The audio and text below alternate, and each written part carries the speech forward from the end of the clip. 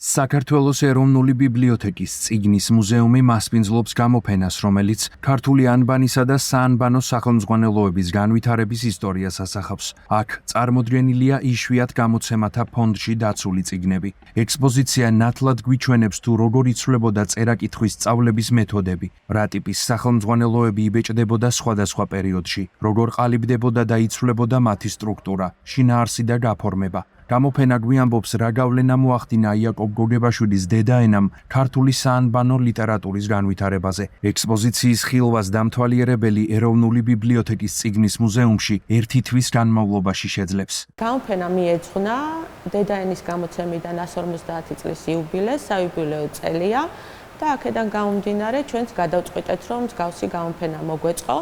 ეს გამოფენის კონცეფცია 3 ეტაპს აერთიანებს. პირველი არის იაკობ გოგებაშვილის დედაენამდე პერიოდი, როდესაც იბეჭდებოდა საანბანე წიგნები, მათ შორის გამორჩეული იყო პლატონ იოსელიანის ანბანი, რომელიც მრავალჯერ დაიბეჭდა. ეს ხდებოდა მე-19 საუკუნის 50-იან წლებში და აქ იყო როგორც სასულიერო, ასევე საერო შინაარსის წიგნები და სახელმძღვანელოები. მეორე ეტაპი არის უკვე იაკობ გოგებაშვილის დედაენა, რომელმაც შექმნა სტანდარტი სწავლების თვალსაზრისით, მეთოდოლოგია, რომელიც მრავალი წლის განმავლობაში ფართოდ იყო დანერგილი. და უკვე მესამე ეტაპი არის წიგნები, რომელიც გოგებაშვილის შემდეგ გამოიცემოდა.